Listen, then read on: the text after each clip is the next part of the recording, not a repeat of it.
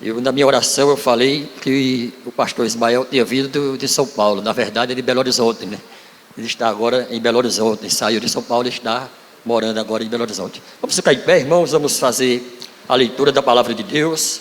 Quero convidar você a abrir a sua Bíblia na carta de Paulo aos Romanos, capítulo 12. Carta do apóstolo Paulo aos Romanos, capítulo 12. Vamos ler do 3 ao 8.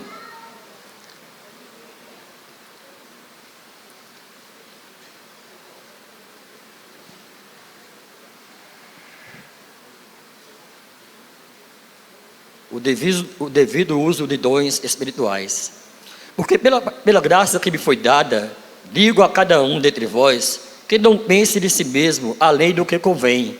Antes, pense com moderação, segundo a medida da fé que Deus repartiu a cada um. Porque assim como num só corpo temos muitos membros, mas nem todos os membros têm a mesma função, assim também nós, conquanto muitos, somos um só corpo em Cristo e membros uns dos outros. Tendo, porém, diferentes dons, segundo a graça que nos foi dada. Se profecia, seja segundo a proporção da fé.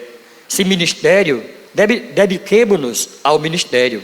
Ou o que ensina, esmere-se no fazê-lo. Ou o que exorta, faça-o com dedicação. O que contribui, com liberalidade. O que preside, com diligência. Quem exercer misericórdia, com alegria. Amém? Vamos orar mais uma vez? Pai, eu quero te agradecer, Senhor Deus, por estar na tua casa nesta manhã. Quero te agradecer, Senhor Deus, por esta oportunidade que tenho de compartilhar a tua palavra, Pai. Quero te pedir, Senhor Deus, que o Senhor tenha misericórdia da minha vida, que o Senhor me use para a sua glória, que o teu nome seja exaltado, Pai, que nós possamos aprender mais e mais de ti, Senhor Deus, nesta manhã. Fala, Senhor Deus, ao meu coração e fala ao coração do teu povo, em nome de Jesus. Amém. Pai, os irmãos podem sentar.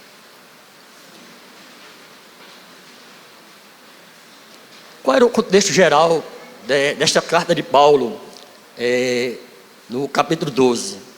Após Paulo expor a doutrina da salvação, sobre justificação pela fé, graça e soberania de Deus, nos capítulos anteriores, agora ele passa a instruir sobre a vida prática dos cristãos. E ele enfatiza como a fé deve se manifestar no cotidiano, especialmente no serviço e nas relações com os outros.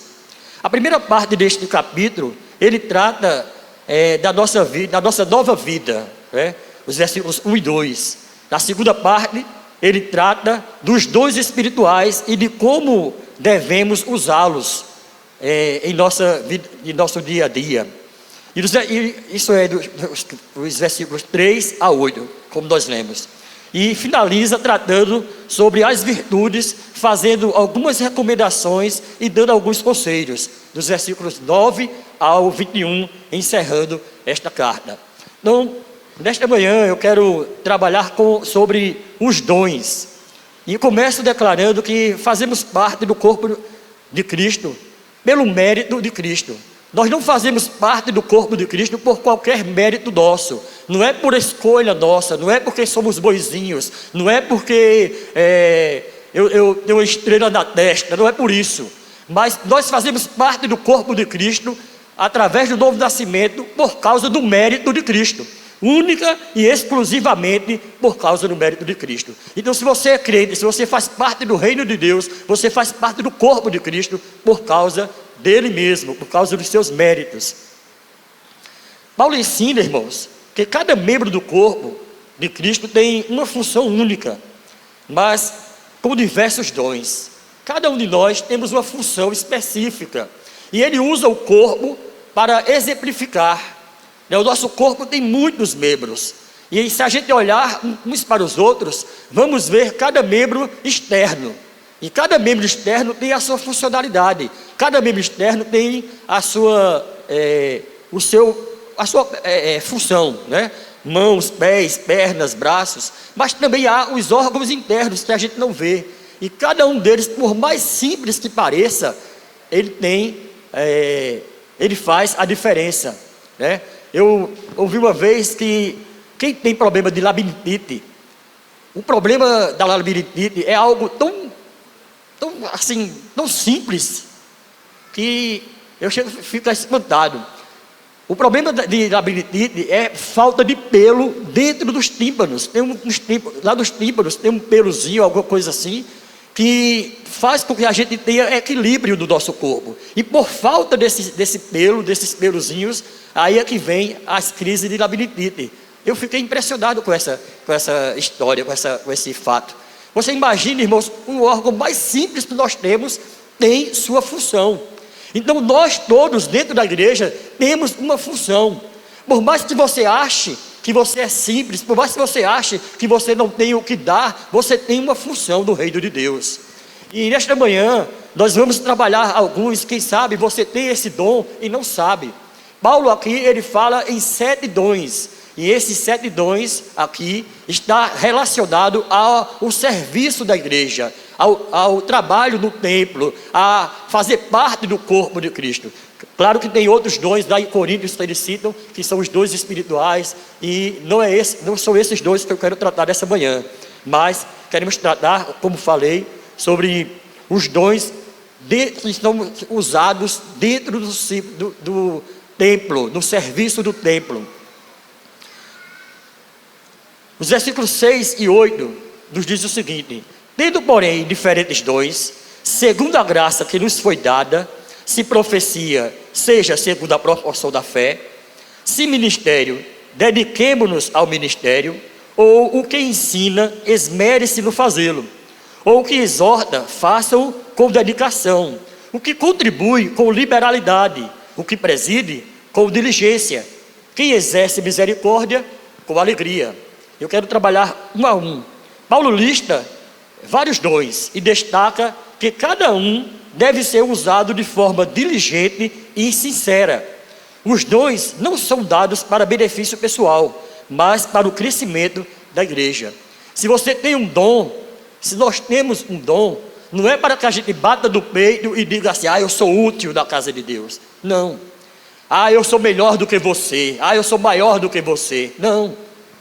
O dedo mindinho do pé, ele é tão importante como o dedão. Ele traz equilíbrio para o corpo também. Quem já perdeu o dedinho do pé, sabe que o quanto é difícil para andar, né? Quando você leva um machucado no dedinho, aquele dedinho do pé, como atrapalha o seu movimento, porque você não pode forçar em cima dele. Então, tudo que está no nosso corpo tem a sua função. E você que está no corpo de Cristo, você também tem a sua função. Vamos descobrir agora qual a tua função, qual o dom que Deus tem te dado. Primeiro, profecia. No grego, profeteia, no sentido de falar antes ou falar em nome de alguém. Profecia aqui não é prever o futuro, mas comunicar a vontade de Deus com fidelidade. Não é para fazer promessas de quem vai se casar com quem, ou que vai receber, ou que você vai receber algo extraordinário da parte de Deus. Tenha cuidado com essas profecias.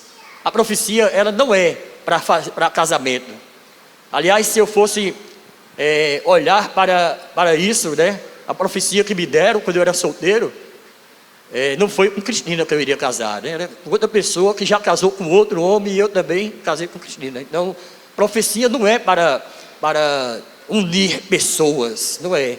Profecia também não é para prometer casa, ou carro, ou emprego. Não é isso, profecia não é para isso. Então, tenha cuidado com esses profetas, né, com essas profecias. O reverendo Hernandes Dias Lopes, no seu comentário sobre esse texto, ele explica que Paulo refere-se à profecia como a capacidade de compreender e expor as Escrituras, destacando que na profecia do Novo Testamento visa a edificação, exortação e consolação dos fiéis, como lemos em 1 Coríntios 14:3, quando Paulo também escreve aos Coríntios dizendo: mas o que profetiza fala aos homens, edificando, exortando e consolando. Edificando, instruindo e orientando os crentes segundo a palavra de Deus. Então a profecia, ela vem nesse contexto de edificação, ou seja, edificando os crentes a quê? A andar conforme a palavra de Deus. Então a profecia, ela vem para exortar você, para levar você a andar de conformidade com a palavra de Deus. Por isso que nós dizemos que quando alguém está pregando a palavra, ele está profetizando, porque ele está ensinando a igreja a caminhar nos ensinos da palavra de Deus. Exortando, encorajando e motivando a uma vida conforme as Escrituras Sagradas. Então a exortação, ela não é apenas para repreender, não é apenas para trazer você, ou trazer alguma acusação contra você, não é isso. Mas exortando é encorajamento ou motivação para que a igreja venha a andar conforme as Escrituras. Então ela deve, quem exerce o dom de profecia deve ter esse pensamento, esse desígnio, né, de estar exortando a igreja conforme as Escrituras. E também consolando, ou seja, oferecendo conforto e esperança aos que passam por dificuldades. Consolar a igreja no sentido de confortar. Então, você tem toda a liberdade de julgar a profecia. Nós não devemos julgar os profetas, né? Se o profeta é levantado e começa a profetizar para você, você tem direito, isso falando do contexto não de do contexto não de exposição de palavra, mas aquela pessoa que se levanta em línguas e vem para você para profetizar, então você não deve julgar essa pessoa, mas você tem o direito e o dever de julgar o que ela está falando para você. Você pode ver se o que ela está dizendo condiz com a verdade. E o parâmetro ela está exortando, ela está edificando você, ela está edificando a igreja, ela está exortando a igreja, ela está consolando a igreja. Então, esses três princípios para a profecia, né? E também você vai olhar se aquilo que ele está dizendo está condizente com a palavra de Deus. A Bíblia mostra que os bereanos, quando alguém estava pregando, quando alguém estava profetizando, eles iam para as Escrituras para conferir se toda a palavra dita era a verdade, se era correto, se estava sendo dita de acordo com a vontade de Deus. Então nós temos o dever de julgar a profecia. Mas o texto continua, né? Se profecia na proporção da fé, ou na medida da fé. Isso significa que o profeta deve fazê-lo segundo a fé cristã. Não é segundo a fé dele, eu tenho muita fé, eu creio, eu oro e as coisas acontecem, então eu tenho fé que se eu determinar, se eu falar, as coisas vão acontecer. Não é isso. A fé deve ser segundo a fé cristã, ou seja, conforme a verdade revelada da palavra de Deus. A profecia não pode se afastar da verdade do Evangelho. A profecia deve estar em consonância com as verdades bíblicas, com a verdade do Evangelho. Então, mais uma vez, se alguém está profetizando, você pode julgar a profecia. Você pode julgar se aquela profecia está alinhada, né, com os escritos da palavra de Deus. Segundo dom, ministério. No grego, diaconia, serviço. O reverendo Augusto Nicodemos, ele comenta aqui que ministério se refere ao serviço prático e à assistência aos outros, englobando diversas atividades que visam o bem-estar da igreja. E o reverendo Hernandes Dias Lopes destaca que alguns crentes possuem esse dom para o serviço cristão. Então, o dom de ministério é para o serviço da igreja. E nós temos esse serviço para os diáconos. Os diáconos devem ter este dom de servir. Então, se você, talvez você tenha sido convidado a concorrer ao diaconato, olhe para você, olhe para dentro, se faça uma introspecção, veja se você tem este dom de servir, se você tem o desejo de servir, e servir com alegria, não é servir por constrangimento, não é servir por obrigação, mas é servir com alegria. Você tem prazer em exercer o serviço na casa de Deus. Então todos os diáconos e aqueles que são chamados para serem diáconos devem olhar a sua vida, se está em consonância com a palavra de Deus. Se você tem de fato esse dom, e esse dom de servir não é exclusivamente dos diáconos, muito embora a palavra seja diácono, mas nós presbíteros, pastores e outros membros também podemos ter esse dom de servir. Não é porque eu sou presbítero que eu não vou servir, muito pelo contrário, sendo presbítero eu também preciso servir, né? Porque é um dom dado para que a gente utilize na obra de Deus, na causa de Deus. Ou seja, o diácono ele tem que ter o olhar para os membros da igreja, por exemplo, para os membros mais necessitados. Ele tem que ter um olhar para perceber quando um irmão procura ele e conta a ele as suas necessidades, as suas dificuldades, e ele não apenas cruzar os braços ou fazer uma oração como a palavra diz, abençoar a vida dele, vai em paz e Deus te abençoe. Não, não é isso. Ele tem que abraçar aquele irmão e dizer: irmão, vamos resolver essa causa, eu vou abraçar a sua causa. E se ele não pode resolver, se ele não tem condição de resolver, ele leva para alguém que tem, ele leva para alguém que possa ajudar, ele compartilha com outras pessoas para que a gente faça esse trabalho. A igreja não sabe disso, mas nós oficiais do grupo, nós temos o grupo dos oficiais, o grupo do WhatsApp, e sempre que a gente tem alguém necessitado, sempre que a gente sabe que tem alguém precisando de alguma coisa, a gente coloca lá no grupo, e nós começamos a ofertar para aquela pessoa, né? Então estamos todos unidos, ajudando financeiramente ou conseguindo alguma coisa para aquelas pessoas que estão necessitadas. Então esse é o exercício do ministério, a diaconia, ou servir à igreja, servir ao reino de Deus. Terceiro dom, ensino. O grego didascalia, que é derivado do verbo didaskô, que tem a ver no português com didática, né? Tem a ver com ensino. Explicar e aplicar as escrituras com clareza, com fidelidade ao texto. Paulo diz que aquele que ensina, esmere-se no fazê-lo, ou seja, aquele que ensina, empenhe-se. E como é que eu devo me empenhar? É estudando. Eu não posso dar aquilo que eu não tenho, eu não posso ensinar aquilo que eu não sei. Para que eu saiba, é necessário que eu me debruce na palavra, que eu estude a palavra, que eu leia, que eu medite, para poder ensinar os outros. Deus não vai derramar sobre você do nada. Lembre que quando ele fala para os discípulos, ele diz assim: naquele dia que vocês estiverem diante dos governantes, o Espírito te fará o quê? Lembrar. Se é para fazer lembrar, é porque eu já sei. Ele não vai fazer eu lembrar daquilo que eu não sei, mas ele vai trazer à minha memória aquilo que eu aprendi. Então ele vai fazer você lembrar para que você ensine.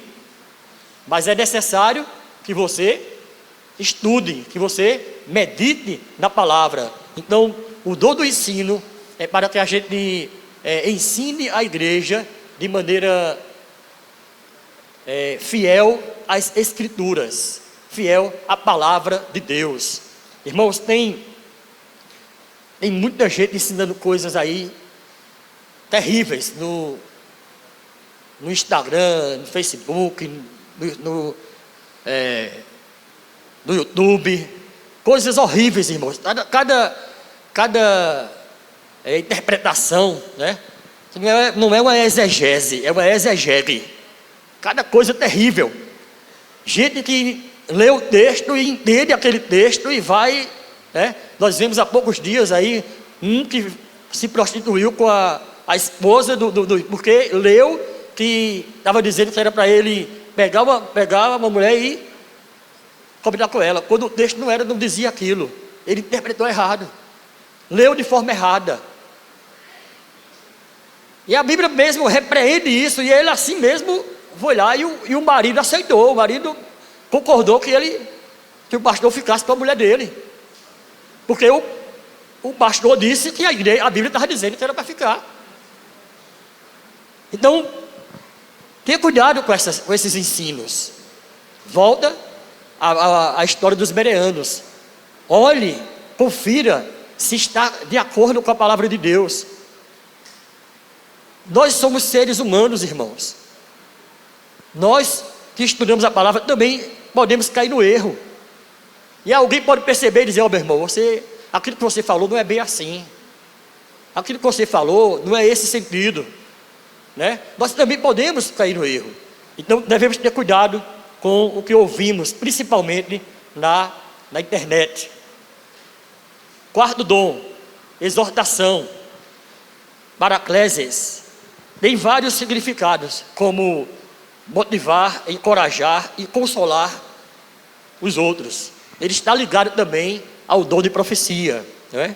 Refere-se a um chamado para ação ou mudança, exortando a igreja a viver de forma piedosa, obedecendo a palavra de Deus. Então o que exorta, aquele que tem o dom de exortar, tem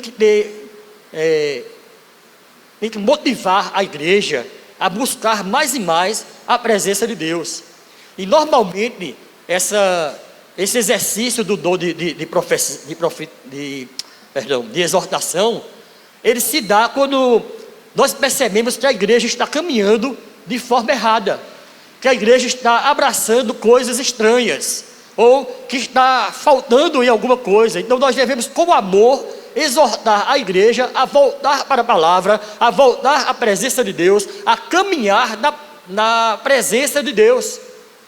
Devemos exortar os irmãos com amor, e aquele que é exortado deve receber com alegria, deve receber a exortação, entendendo que é o Senhor que está lhe chamando ao conserto. Quinto dom, contribuição, em grego, metadosis, refere-se a ajudar financeiramente com generosidade de forma solidária. Então, esse termo aqui, contribuição, não é aquela oferta cotidiana, como a gente tira a oferta e alguém vai lá e coloca R$2 ou 50 centavos, ou podendo colocar mais, mas só coloca aquele valor, né? Não é isso. Essa oferta, essa contribuição, aquele que tem o dom de contribuir, ele deve contribuir de forma generosa, de uma maneira forte, né? Para que você entenda bem isso, esse sentido de generosidade é quando a gente dá além do que a gente dá normalmente. Por exemplo, nós tivemos a campanha da van, né? Fizemos a campanha e na verdade essa campanha, o que nós arrecadamos foi só para a entrada na van, ainda estamos pagando ela. Se você desejar contribuir ainda, pode fazê-lo, né? Então, algumas pessoas doaram R$10.000, alguns doaram 5, mas alguns também doaram 100. E quem sabe aquele que doou 100 foi mais generoso do que o que doou 10.000, porque é segundo as suas condições financeiras. Às vezes tem dá R$1.000, quem sabe ganha 20, mas aquele que deu 100 só ganha um salário mínimo. Então, proporcionalmente, ele foi mais generoso do que aquele que deu o valor. Às vezes a gente acha que a generosidade é no valor, é na proporção dos milhares, mas é segundo a medida daquilo que você tem. Então, generosidade é quando eu dou dentro das minhas posses, sabendo que não vai me faltar, sabendo que eu estou dando não para receber, mas estou dando porque recebi. Quem oferta, não oferta para receber. Quem oferta, oferta porque recebeu. Paulo diz lá em Romanos também, se não me falha a memória, capítulo 8, que quem primeiro deu a ele, para que ele lhe restitua. Quem foi aqui que deu a Deus primeiro, para Deus restituir a você? E aí eu de certa forma, discordo quando alguém diz assim: Deus não é devedor a ninguém. Não é porque Ele te deu primeiro. Mas quando você coloca assim no sentido de que se você ofertar, Deus não vai ficar te devendo, eu discordo. Porque não é esse o sentido. Você tem que ofertar porque Deus já te abençoou. E a Bíblia diz que Deus já nos abençoou com toda sorte de bênção nas regiões celestiais em Cristo Jesus. Então só essas bênçãos das regiões celestiais já é motivo de sobra para eu estar com a minha vida dedicada a Deus na contribuição. Então deve ser quem contribui, deve contribuir financeiramente de forma generosa e de forma solidária. Quem oferta deve ofertar de forma voluntária, com alegria, refletindo a graça de Deus em sua vida. Ofertar também é um exercício de fé. A oferta também é um exercício de fé. Lembra quando Jesus está lá perto do gasofilácio e uma pobre viúva coloca umas moedinhas lá e Jesus fala para os seus discípulos: na verdade, esta pobre viúva deu mais do que os outros. Por quê? Porque ela deu do que não tinha e os outros deram do que sobrava. É bem possível que aquelas pequenas moedas, aquelas poucas moedas fossem fazer falta para aquela senhora, mas ela deu com fé, crendo daquele que provê todas as coisas. Quero exemplificar isso numa experiência que tive. Lá em 2003, eu fui demitido do banco em 2001. E aí eu recebi a minha indenização e o Leão deu uma bocanhadazinha, né? Eu recebi 22 mil reais na época. Se for converter para o dinheiro de hoje, talvez seja quase 300 mil, porque na época o salário era menos de 100 reais naquela época. E eu recebi 22 mil de indenização, de 15 anos que trabalhei no banco. E aí o Leão abocanhou 7 mil desse valor. E aí eu fui, um ano depois, recebi a restituição de 6 mil e alguma coisa.